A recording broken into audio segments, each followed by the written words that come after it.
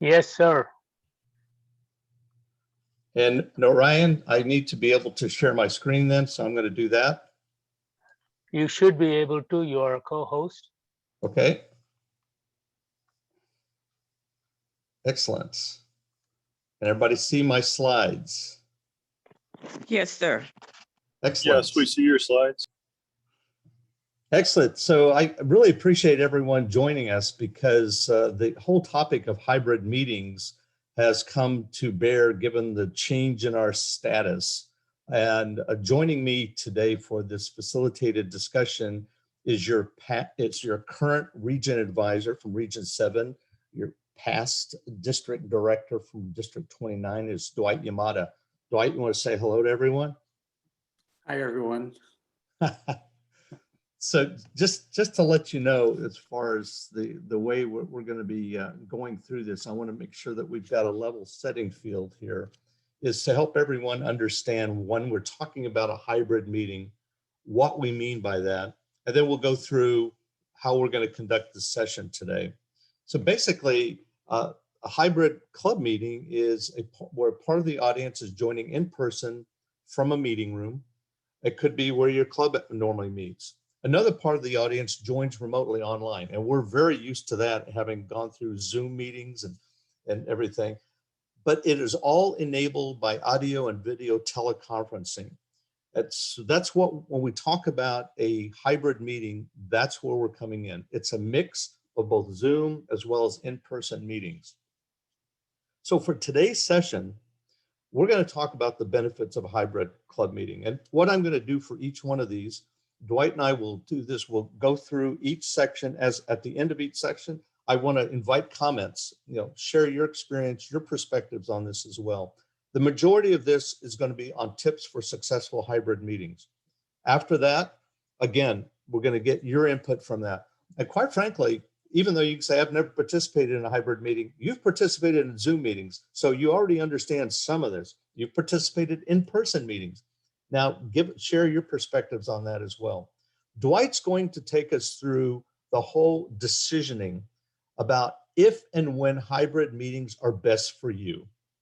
And then again, get your comments from that. And then we'll wrap this up with encouraging you to get started with lessons learned from what other clubs have been doing already in engaging the use of hybrid meetings. So why is it that we're even talking about this? In our professional lives, this is becoming more intertwined with hybrid meetings. I've already had that with my work experiences.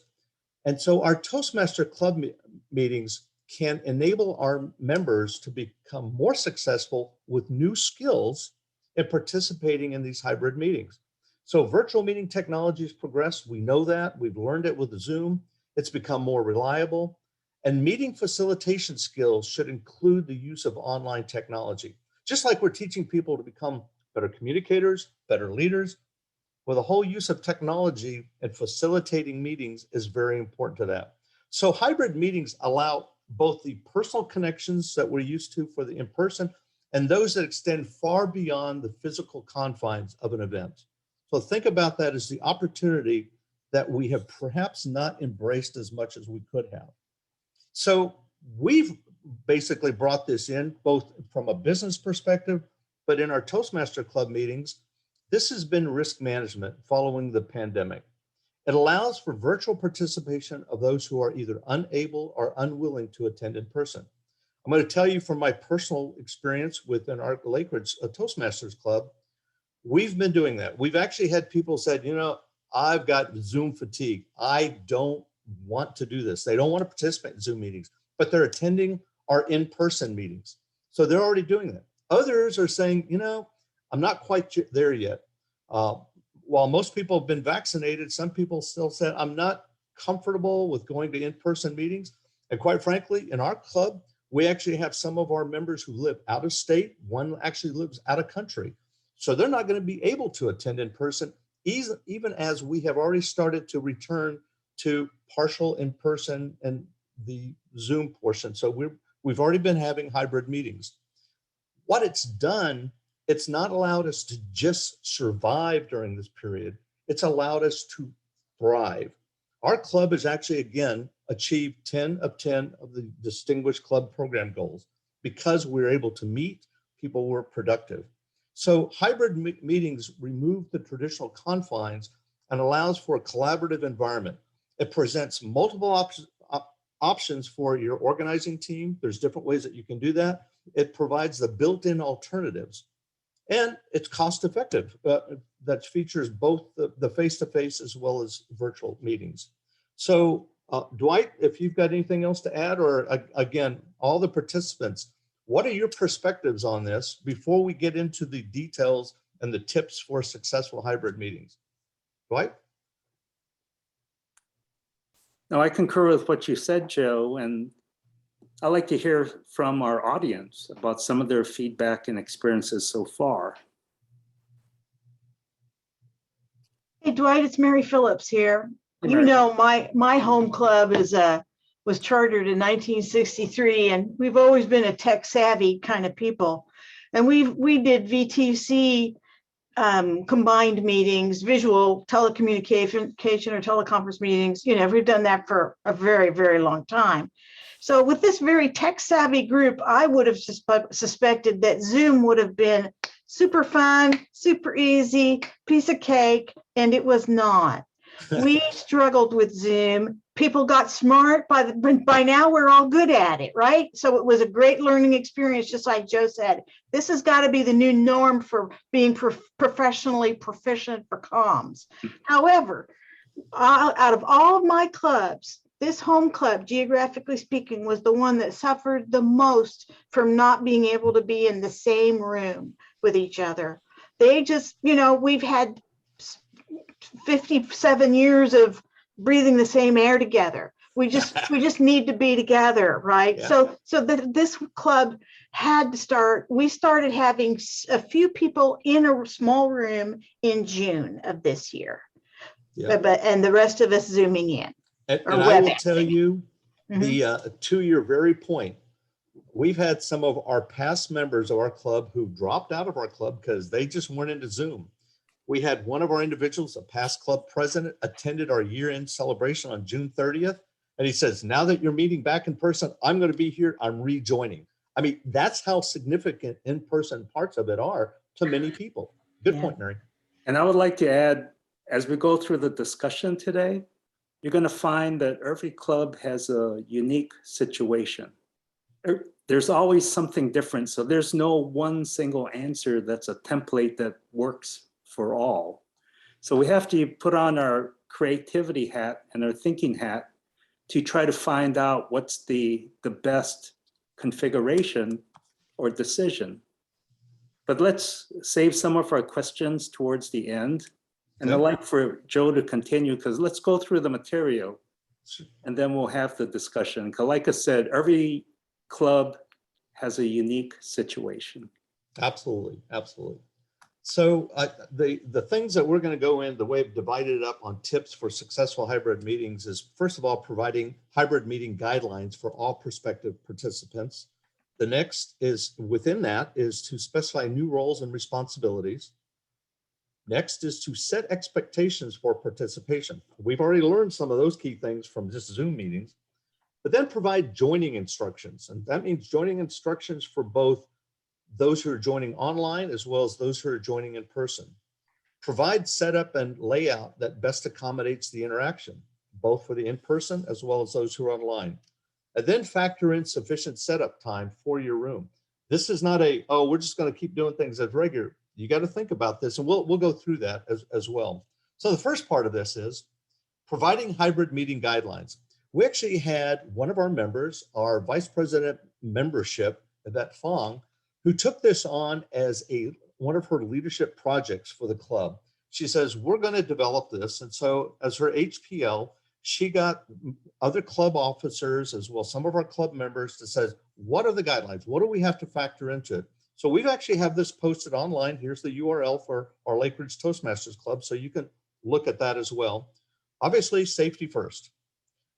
Talked about then also the meeting location, the technology requirements. And by the way, we're going to go through some of these here as well. Then the guidelines for what do you need to do before the meeting, the practice and preparation that's involved, the day of the meeting itself, before the in-person meeting starts, and we're going to go through that in terms of additional setup time. During the meeting, what do you have to do? After the meeting, meaning all of this and setting out our club hybrid meeting guidelines was, we were thinking it through, and then we piloted it. And we've actually now conducted it several times, at least 5 times now by the end of June. And so we're getting into the rhythm of things. So I would highly recommend that you use that URL, go there, don't start from a blank sheet of paper, and say, what would be applicable to us? As Dwight said, every club's different. So, but think about what others have done. The next part of it is specifying new roles and responsibilities. This is an opportunity for volunteers to sign up for that. We actually have assigned the safety officer. Now, the safety officer function falls under the sergeant at arms. It could be the same person, but it could be somebody else. Sorry, We've actually, because of period, where just we saw meet. this. Yes, please call me anytime. Okay, our Lake Ridge Parks and Recreations Association actually requires us to check temperatures. They were doing that. They've starting to back off on those requirements. But the point is, you had to have that. Whatever your local safety requirements are, you've got to be able to enforce those. And it means you have to take temperatures.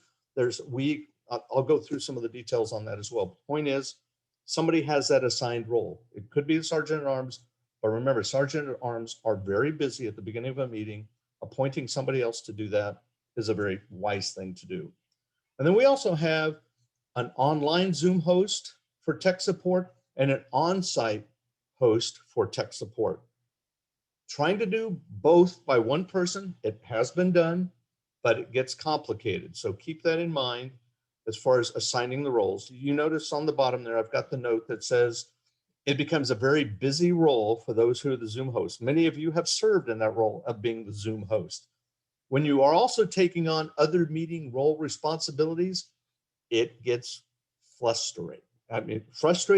And you get flustered. I mean, it can be overwhelming for some people. So keep that in mind, that whoever is your Zoom host, there should be some minimal roles that they have. You also need to have somebody to be your online chat monitor. While we can all be looking at chat, when you're busily speaking and you're doing other things, you may not be looking at. If somebody's dedicated, just says, my role is the chat monitor, means that you wave your hand, you may have to interrupt, but just keep that in mind to do that. So there are new responsibilities for your existing meeting roles. Toastmaster of the evening or of the day, or the general evaluator, your table topics master, being able to include everyone, not just in person, but those who are online, being able to see everyone. As I mentioned with the sergeant at arms, the safety officer role is under that person's responsibility as well. The speakers need to be mindful of how are they viewed by both people in the room as well as those online. Some of your speakers will be in the room, some will be online. You understand where we're adding complexity to what we've normally had in the past. And as a nuance, our vice president membership has the on-site guest book as well as the online guest book. Never lose that opportunity to find out who's visiting your clubs. The next is to set expectations for participation.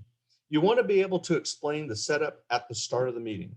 Make sure everyone feels comfortable with it so that you're making them aware of it. This all comes under the banner of expectation management.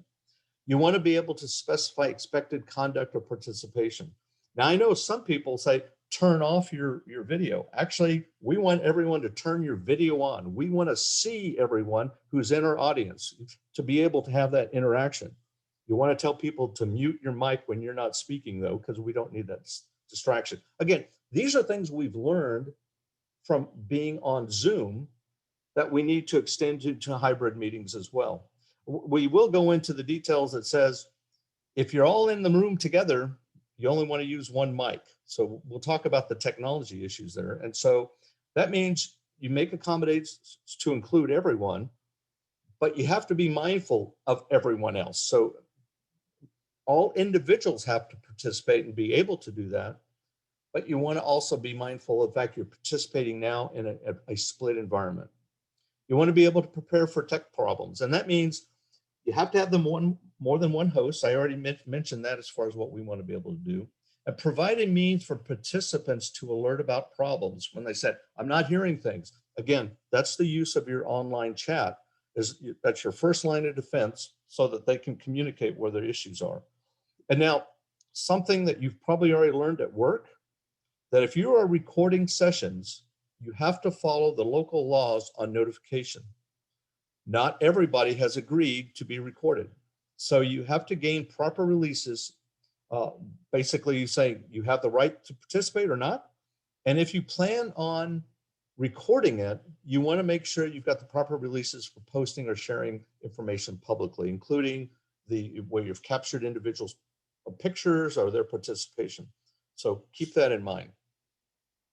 Then providing joining instructions. I'm going to use the example that we use on our Lake Ridge Toastmasters website. It's for those attending in person, you will be required to follow safety protocols. Masks are required. That's what we had at the beginning. In some instances, we're starting to back off on that. Again, you're going to have to look at your local situation. Does your meeting facility require people to wear masks still, or have they relaxed that? Just be mindful of that. We still will, in many instances, we are going to check your temperatures upon entrance. And we've told people, if you're sick, you're not going to be, you're going to have to go away. And we still have, our Lake Ridge Association has a waiver of liability. Everyone who attends in person has to sign that waiver of liability, basically holding the meeting facility, the owner of that, they are not held liable for anything that might go wrong. You might have that as a requirement as well. The other is we provide joining instructions where we tell people about what computer and technology equipment is available for them to use. Because in our meeting room, we have Wi-Fi. We've got the high enough bandwidth to be able to do that. And we have a TV screen. I'm going to show you a picture of that setup as well. We provide microphones, webcams, and speakers, as well as the HDMI cable. If your club does not, you need to be able to tell people, hey, if you're planning on using the television, but we don't have an HDMI cable, you need to bring one. Just, again, setting expectations that everybody understands that. And so we have advised everybody to bring your own laptop. If you're planning on doing a speech, we actually like people bringing their own laptop, even when we say go on mute, because we're going to use the room's microphone, but it means that we all get to see you. Those of us who are online get to see people who are in the room up close and personal. Yes, you can have the far away camera, and we do have that, but seeing individuals up close is very good. So we do offer the meeting hybrid guidelines as via our website. Again, whenever you start doing this, offer your own. Don't start from a blank sheet of paper and adapt that and make those your own.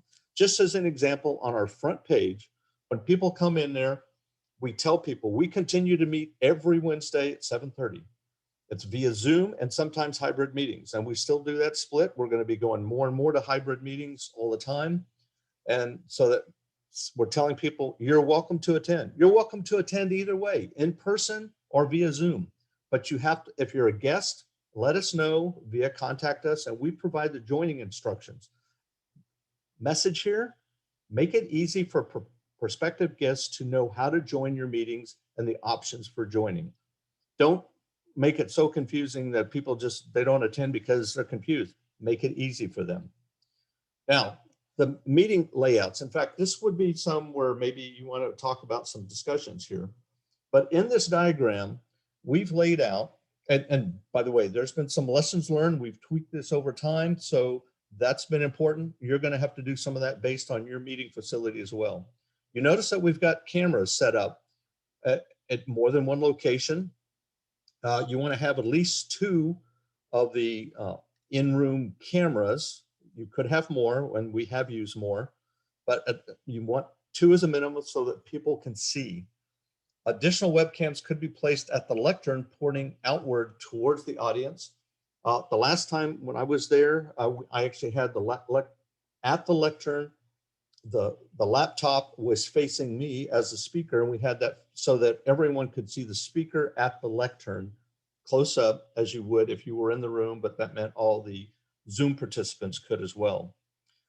And that's why I mentioned, so we could have the additional laptop at the lectern to enable online audience to see better. But here's the key. all laptops have their mics muted. We only have one microphone. It's a room microphone that picks up everyone.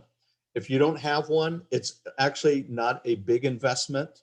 I would say put that in your club budget, saying we need to get a single room microphone, because otherwise, if everybody's using it, how many meetings have you been involved with where you get that squelching, the squeaking, and it's just, and we're trying to coordinate, oh, turn off your mic, you're speaking. It's just one microphone for the room. That's the way you're going to have to do that. So the single room microphone is really a best practice. It's worth the investment because you're going to ask everyone with their laptops to turn their microphone off. So this was an example. We set up the meeting. This was actually on June 30th when our end of year celebration. We're getting set up for this. That kind of mimics the diagram I just provided you, but we got there 45 minutes early, you know, because you're not just doing your room setup, you're now setting up all of your equipment, the technology, you're testing it out, making sure that you have it. Again, when you first get started, it's going to take longer because you're still trying to work out the bugs and be able to do that. After you've done this a few times, it gets a lot easier. You know exactly where things have to go, where you're going to plug things in, but allow that extra time and don't get frustrated by the fact that it will take extra time up front because it gets less time over time. So that was from our perspective of things from our lessons learned, some tips for successful meetings. I'd like to open it up to everyone. Dwight, you can lead that off. Others, what are your perspectives on some tips for how you're going to set up and run a hybrid meeting? Well, my first question to respond to Joe is, how many of you have been involved in a hybrid meeting for your club? Got a few. I see Tom. Sherry's been doing that. Okay. And we've got some other, Mary's raised hand on that. Yep. So we have a Dave, few you who've know, done that. So those of you who've done it, could you share some of your tips or lessons learned? Can I say, this is Michelle Matthews. Yeah. So our last traveling Tastemasters meeting, we did a hybrid meeting and we set up. And so we did have about 6 people, I think, on Zoom. And then we had about 8 people in the room. It did take roughly about an hour to set up everything. That was the first time. It was the first time, and it took, and we were in a winery. So we were using their space, but it turned out okay. But one of the lessons that I personally learned, because I was one of the speakers, was that I lost the skill of looking at my audience in the room. So one of the things that we have to look at when you're a speaker is make sure that you look at your whole audience, the people in the room and the people on Zoom. So that was something I learned. But I have a question. So, and I'm looking at the picture of your room at Lake Ridge, and it's a fairly large room. Yep. What if a club has a smaller room? So, for example, our happy hour club meets in a very small room behind a bar. And so it's nowhere near the size of that. Yeah. So having 2 cameras and all that may not be sufficient, maybe too much. Okay, so first of all, understand part of the reason for spreading out, we're still practicing some social distancing. So if you're saying we're going to be meeting at a small meeting location, you're already admitting that we're perhaps not practicing social distancing. Make sure everybody understands that prior to joining and coming to the meeting site. It's just fair to tell people that, you're going to be sitting right beside somebody. Having 2 cameras, though, is still very useful because you want to be able to provide, obviously, everybody in room gets to see and look around. People who are participating via Zoom don't get to see that same perspective. So you want to be able to set up cameras that allow your Zoom audience to see the room as well. You want them to feel included and not just, hey, you're the guy over there on that one little screen. You don't get to see all of us. And so we actually literally have a web camera that is at the lectern pointing out to the audience so that everybody gets to see the audience, even though we still have that at the lectern so that you can see the speaker right up close. It's just, again, ask yourself, how would you feel if you weren't in the room and you were just participating via Zoom? Are you going to feel like an outcast? You want everybody to feel included. So may I volunteer? Geographically speaking, is a corporate club and a member of the IC. So we are a unique group, but we are reserving multiple small rooms so that 2 people, tops 3, can sit in each room, and they can access these rooms more effectively from the different locations that they're at. Those rooms are already wired for virtual teleconferencing. In fact, we have dedicated rooms at my agency now that are expressly for unclassified WebEx meetings, Yeah. which is the same as a Zoom, it's just a more secure system. So that's the way we've addressed the need for people to be able to get camera time to practice their presentation skills and also get to be in the same room with some other people. Yeah, and you're fortunate you have Mhm. those capabilities set up, but most Right. community clubs don't have that. So that's why we're primarily addressing those who don't have video teleconference capabilities already set up. Yeah, I'm going to have to, I would say from lots of years of virtual meeting experience, the idea of a single mic in the front of the room has borne out many, many times for us. So because you have problems with other people like shuffling papers and drinking their beverages or whatever, if you have multiple mics. But Yeah. yeah, so that I have got a bit say that bears out.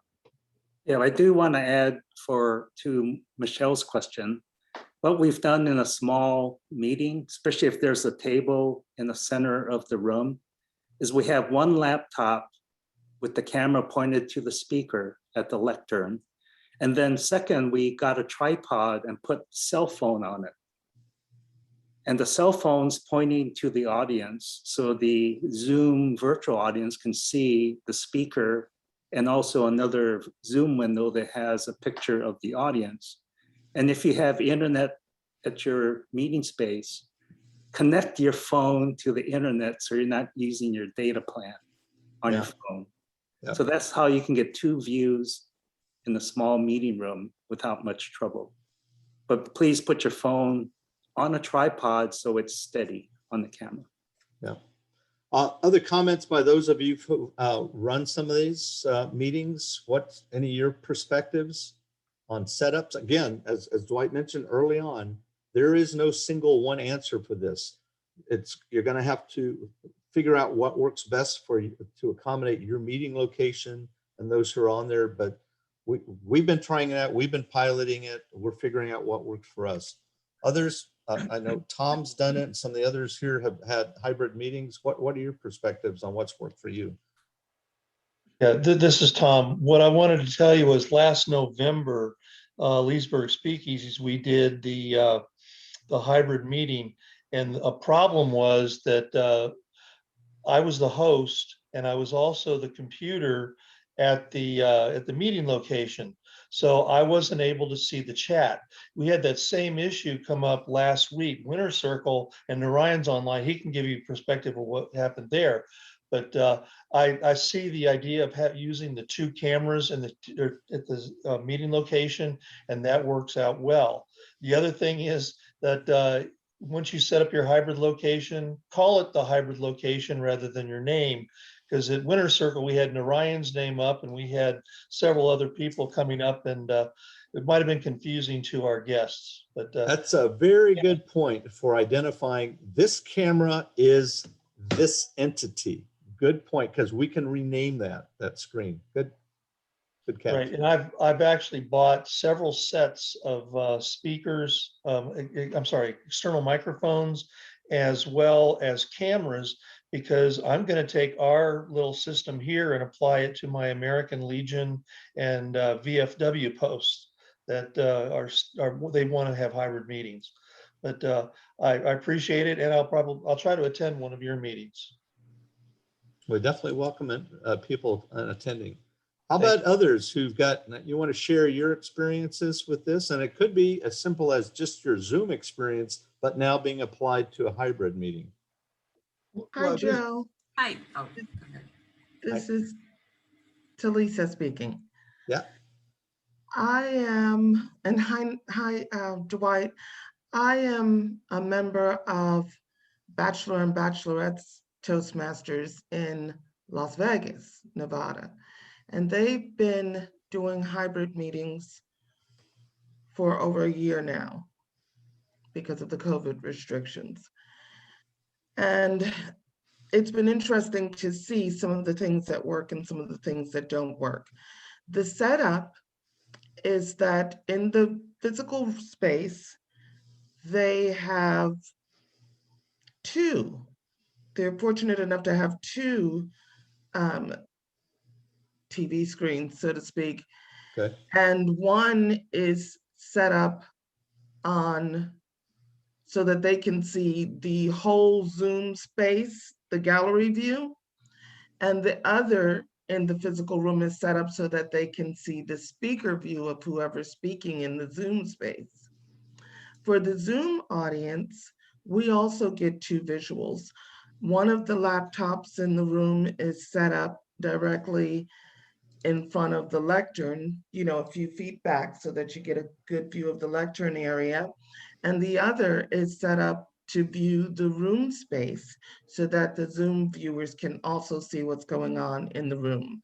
Both spaces in Zoom are labeled by the meeting's name, by the B&B's name, so that we know that that's the B&B camera, the one for the room and the one for the lectern space. The issue that they had, to wrap this up, the issue that they had at first was the microphone. We could easily hear whoever was speaking at the lectern, but when people would speak roles, for example, from the floor space in the room, we basically got Charlie Brown's adult voice, wah, wah, wah, wah, wah. They have since changed that so that the laptop in the room is a little more central. And also they had to change practices. For example, anyone speaking has to come up to the lectern to speak. Right. That includes your table topics Yes. participants. Yeah, and that's good. And so if anyone's wondering, you can actually get these single room microphones that accounts, you notice the size of this room, we have a single room, and it's less than $30. And it's got the three mics typically. You've seen them in conference rooms, but you can set that up. You tend to put it closer to the lectern, but it's not at the lectern. It's a little ways away so that everyone, when they're speaking. But the whole idea with having the multiple cameras and the views is just like if you're sitting in a room, you look around, you have a different view. You want to be able to provide that experience as well. Now, on joining us today is Yvette Fong as well. So Yvette, I'm putting you on the spot because Yvette's the one who led this off for our Lake Ridge Club, going through developing the guidelines. And I was just wondering if Yvette, if you'd be sharing your perspectives on this as well, for some tips. Thanks, Joe. I think you covered a lot of what we've experienced and a lot of the lessons learned. The only thing I would add to that is to definitely factor in enough time for room setup, and you talked about this. And the other comment that I wanted to make is to also identify a backup. If you have one primary person that is that's leading the technological setup, you would definitely want to have a backup in case that person is not available. So just identifying at least two people for tech setup. And I think Dwight might have mentioned that in the chat box, Right. but I think that would probably be the only other thing I'd add. But other than that, you covered everything, Joe. Good. Well, like I said, Yvette took this on. This was not an overnight sensation. We had to work this out, even working out the guidelines. We went through some iterations, and then the piloting of this, we've run 5 meetings. We've gotten better at it. So it's not a one and done. We've locked it down. So we're still learning, just like everything at Toastmasters, we continue to learn with that. Other perspectives. I have a question. Yes, go ahead. Go ahead, I'll wait. No, go. I need, yeah, I would very much like for people to share the actual brands and makes of the equipment that they've found to be most successful for them. Okay. We could certainly do that. I don't have that readily available right here, but that would be something maybe we could post on the district website as well, because I know more clubs are doing it. I mean, we've had over 55 people joining us today, so there's interest in doing hybrid meetings. And so that's something to keep in mind, that we're going to do this, so let's make it easier. So yes, sharing the technologies that are used. There, again, there's no single one technology that's the best or one brand that's the best, but there's just what works for the different room sizes that we've got. Yes, this is Nelson. Nelson? Our club is in the process of possibly using this. You had mentioned the approximate cost for a microphone is around $30. So likewise, can you also give us a list and approximate cost for the camera? Webcams? Yes, because I noticed the price can vary, and what recommendations. Okay. Again, the cost is less than that, but I didn't have that today. So, but that's a very good suggestion, that we provide that list, and we'll talk to people. I'll talk to Davin Peterson, get it posted on the district website so that we can offer some suggestions to people. But don't take it as we are therefore recommending this brand for doing this. We'll just say this worked for us, but there could be others. Keep that in mind. Yes. Yeah. Thank you very much. Okay. Hi, Joe. Hi, Dwight. This is Shari. How are you guys? Hey, Shari. I went, now this was pre-pandemic, believe it or not. I went to a hybrid club in District 27. It was an advanced club back in 2018. And I will never forget it. It was amazing. They were in a room that was already set up for video conferencing, much like the room that you're showing me there, Joe, with the screen. And the Sergeant at Arms, I remember this clearly, had 2 webcams, and they had 360-degree rotation. And so on the monitor, you could actually see the people who were not in the room. I think we had about 9 people. Some were in other countries, and somebody else was somewhere in the United States. And then our room had about 20 people.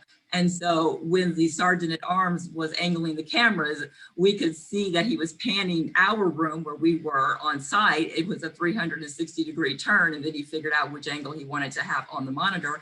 And then he did, and in terms of the Zoom people, there was one camera for them to see the room as well. So I would recommend definitely a 360-degree webcam, so you can definitely adjust your angle as to what view both sides will be seen. But it was done so flawlessly and beautifully, and it was the first time I'd ever heard of a hybrid meeting, and it was amazing. So this was 2018, so it wasn't due to pandemic. And so in other words, you've been spoiled. well, by the way, this was an open house, and it happened to be the person that handles our HR where I work, and she sits right by me, and she knows that I was a Toastmaster. So I got invited to the open house, and Helen, one of the founders of Toastmasters, is part of that club. And I said, her. So I was on site, and by the way, they had one mic in the room. We had about 14 people. We did not have to just stand at the lectern. Even for table topics, we went around for every person to stand where they were, and we spoke. So whatever mic they used was great. I plan to contact her and see what AV that they have. And if I get that, I'm happy to share it. Excellent. Really appreciate that. Any other comments before we're going to walk through the decisioning that a club would have before moving forward with a hybrid meeting? Hey, Joe. Yes. Tim Horn. Real quick, we talked a lot about the technical aspects, which is important. One thing that we have to figure out how to do, and I think we've been doing it without saying it explicitly at our club at Kingstown Toasties, is folding that into your evaluations and your feedback, right? Because it's very different, the kinds of things that you have to do in a virtual environment than you do in an in-person environment. So sharing as a thought, and certainly open to hearing Anybody? You're exactly right. And that's what we've done as part of the general evaluator of the meeting, takes that in to provide that feedback. But we've gone one step further with our initial meetings. We've done a round robin discussion with people, how did it pertain to you? What was your perception? So we took that on more aggressively, but since then it's been typically the general evaluator, just in talking about the whole conduct of the meeting, has discussed that. So I would say early on, involve all your club members for that feedback, round robin evaluation. Yeah, Good thanks. point. Sherry, you're on mute. Sorry, yeah. Just quickly, when I went to that meeting in 2018, they had two general evaluators, one on site and one for not on site. So they were able to talk about the meeting from each perspective, which was very helpful. Excellent. That's a good point. But just for being mindful of time and making sure we've got that, we wanted to go through kind of this decisioning about how do you decide if and when hybrid meetings are best for you. And by the way, this isn't a matter of if anymore. At some point, you're going to have to say when are we going to start doing this, because we have to think of our clubs. We don't want to just survive. We want to thrive. And so hybrid meetings are one of the ways that enable us to do that. So Dwight, could you kind of walk us through this decisioning process about what people should be thinking about? Sure, thanks, Joe. I know all of this is an eye chart, so I'm just going to describe it because I know some of you are squinting trying to read what's on the screen, and some of you may have a tiny screen, so it's going to be hard to read. But the essence, and we will provide this as a handout for people who will be able to have that, so we'll put it on the website.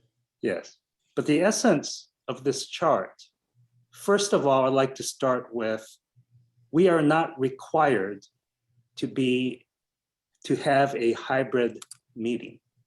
From the Toastmasters International definition of a hybrid club, it's a club that allows online participants. So most of the clubs had gone into Club Central and you check the box that says our club allows online participants. TI says, oh great, it's a hybrid club.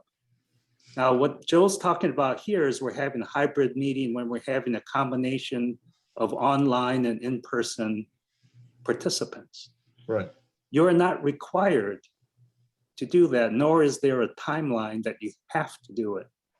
I want to emphasize the fact that going to a hybrid configuration, meaning combination online and virtual, is a club decision.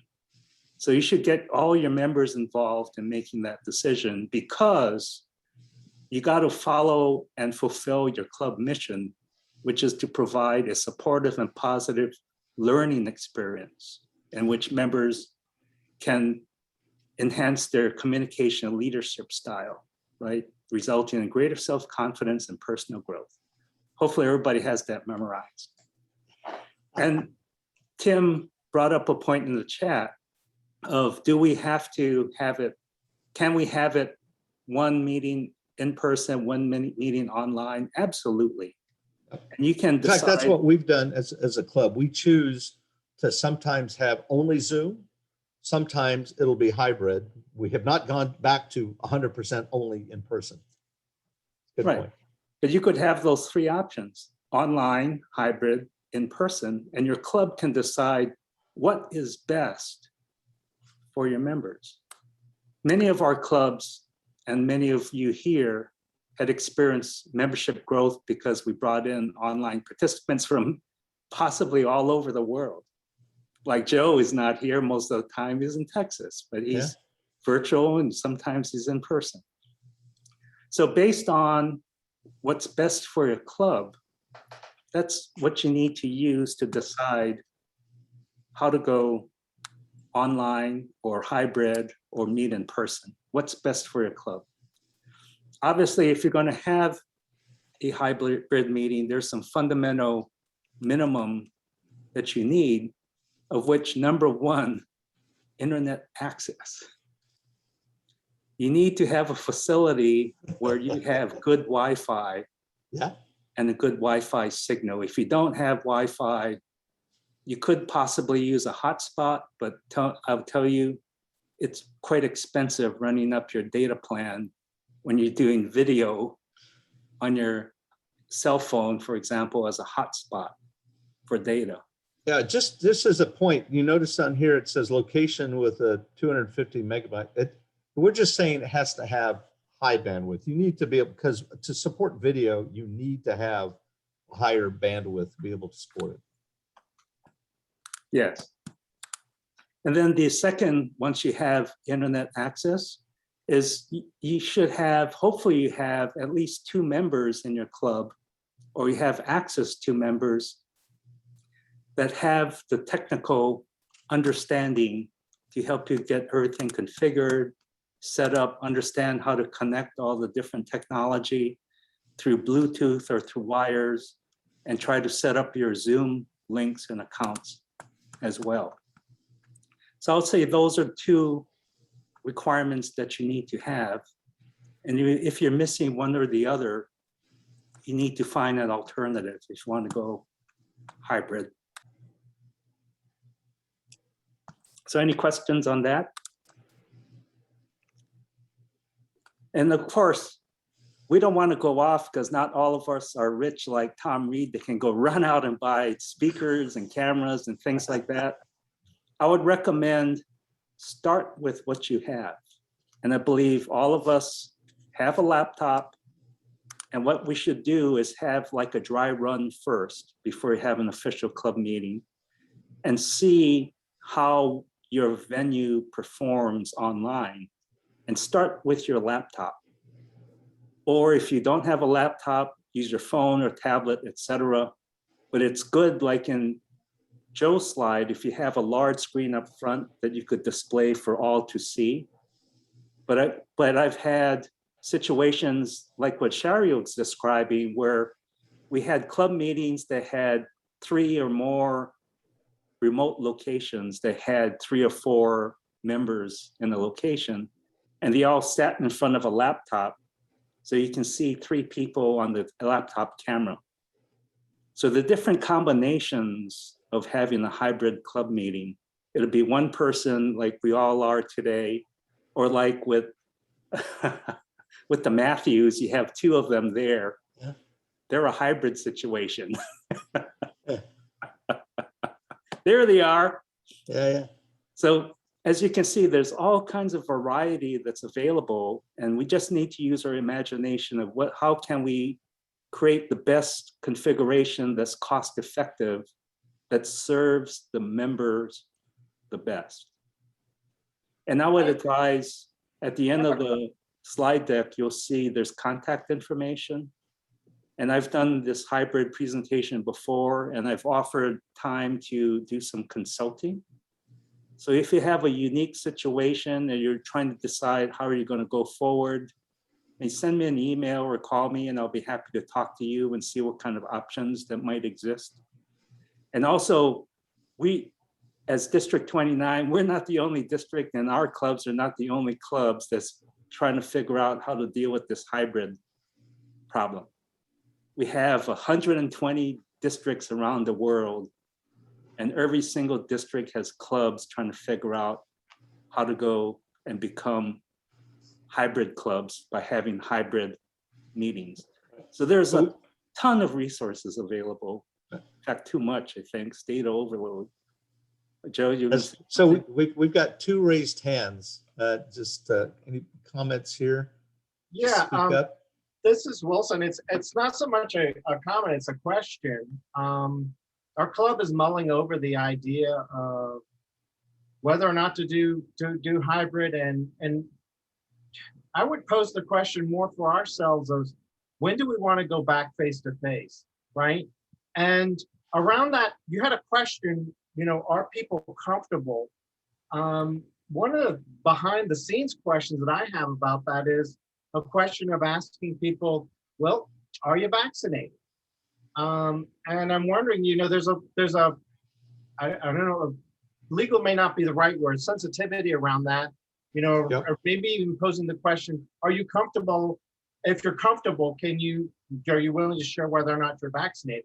Because I think sharing that information from a club perspective might increase people's comfort level. I'm just wondering if you all have even Has Yeah. anybody's thought So- about that and how they handle that? You bring up a good point, and you realize there are some people who have not received a vaccination, and you don't have to say, well, they're anti-vaxxers. Actually, there are some people because of their immune system and stuff, they're at risk if they got a shot, so they're choosing not to for that reason. You could make provisions that says you're not asking people because there are some HIPAA issues depending on the facilities that you're in. You may not be able to ask that question, but the thing that we would recommend to people says if you're not vaccinated or if you're uncomfortable, you should wear a mask when you're not speaking, and practice social distancing at that point. Make sure that they're doing that. So kind of where we're going to be at for quite a while. Yeah, or participate online. Yeah, or participate online. But there, some people are going to say, hey, if they can't meet in person, then, well, we're not going to accommodate the online participants. A club could choose to do that. It may affect your membership in terms of numbers and stuff, but that is a club's choice. And Dwight pointed that out. It's up to your club. Dave and Michelle, you had your hand up as well. Thank you, sir. I'm with the Chapawamsett Club, and we were founded in August of 1961. I believe we are the oldest club in the district, and we'd like to celebrate our 60th anniversary. However, we don't have the people that want to come on base nor do a hybrid meeting and support that technically. Is there a District 29 SWAT team that'll come out and put on a hybrid presentation at our base education center, and so we can celebrate our 60th anniversary, invite our generals and sergeants major, and have a wonderful celebration and show our charter with Ralph Smedley's autograph on it? So there are people in the district who would be willing to come out and do that. But here's my caution to you. Don't wait until that meeting to practice it. You need to practice it and get that honed. So that means probably at least 3 meetings prior to your celebration, because you want to put on a good show for the generals. Don't be saying, oh, we're still working out the bugs. No, do that in advance of that. So keep that in mind. And the other question I have, David, because I think I went to your 50th anniversary or 55th anniversary, which was wonderful. I really enjoyed doing that. Does the location that you plan to hold your event, does it have internet access to the public? Because especially on military bases or military facilities, there's a lot of security involved. For example, when I visit Mary's club, I have to leave my cell phone in my car. Yeah. So there are all kinds of other technical issues, David. Perhaps we can talk offline. And maybe what we need to do is think about a different venue, but I know it's going to be harder to get your generals off base. So there's some trade-offs we need to make. Perhaps it might just end up being a total online celebration as well. So send me an email. Let's chat offline, David. Okay. Yes, sir, will do. Thank you. So what are the points on why doing this whole session has been to encourage clubs to start thinking about this, to start making decisions about it, to look at even what would be the expenses associated with it. Is it allocated within your club budget? In some cases, we had a club member who said, well, I'll donate the webcams. But these are all things that you have to factor into it. It's the new leadership decisions that you may not have done in the past. I would encourage you, find somebody in the club that says, I'm going to do a high performance leadership project or another leadership project, to say, let's start looking at this. Doesn't have to be the club president, could be anyone. In fact, think about helping people achieve their own educational goals. People need an HPL. This is an excellent thing.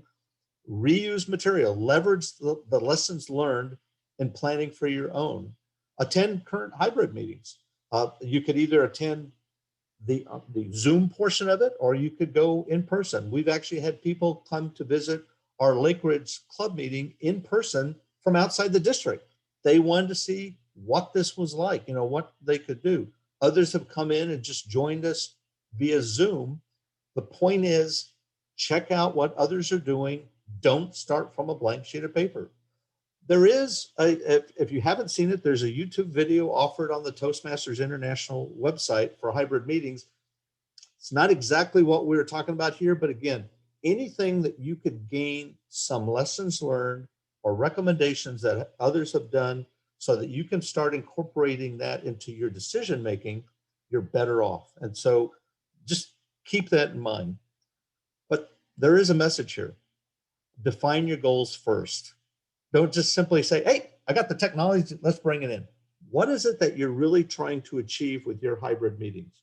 And that's what you need to be thinking about. Sit down with whoever's going to lead this leadership project for you. So it could be more than just people who are on your club executive, and think about that, what you want to do. At the end of the day, we want to provide a club environment that supports the community, the culture, a sense of belonging and innovation, while embracing flexibility and autonomy. We want to be able to make people feel comfortable, and our job is to facilitate that. That when we say our job, it's the leadership of the club is the right place to start thinking about this, because at the end of the day, you don't want your club just to survive. You want your club to thrive. And we feel that this is one of the things that can help you do that. I do welcome any other closing comments from anyone as far as your perspectives, just being mindful of time.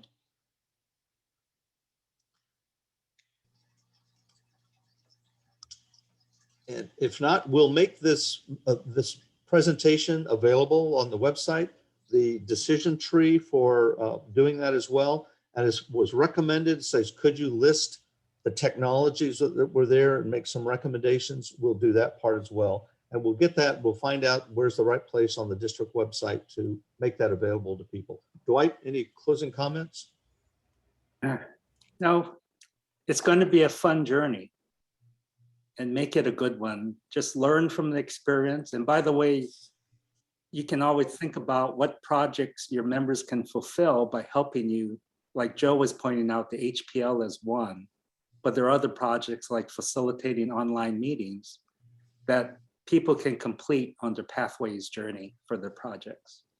So we can bring value to the members, get them engaged, and let's all work together and see how we can successfully implement hybrid meetings as appropriate.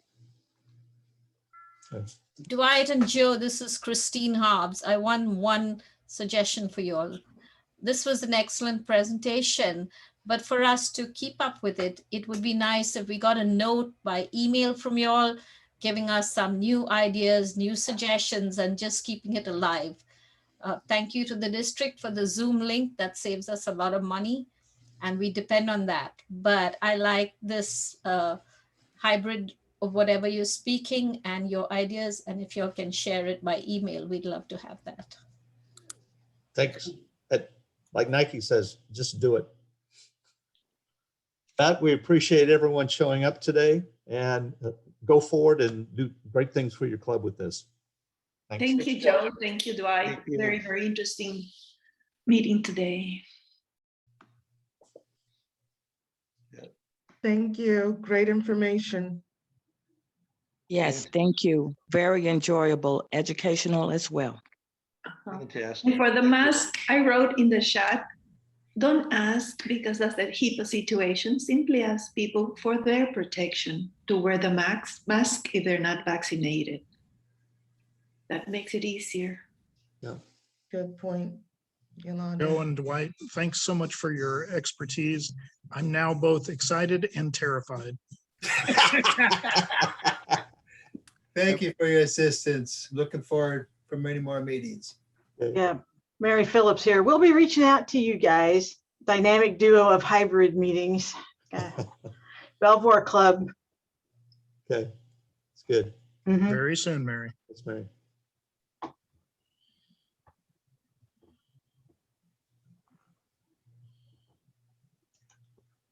Mary, keep in mind, the base is not open yet.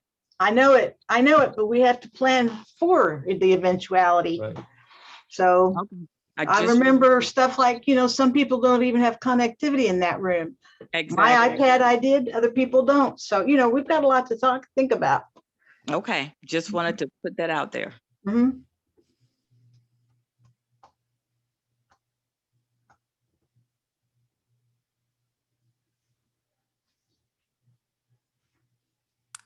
Some of my clubs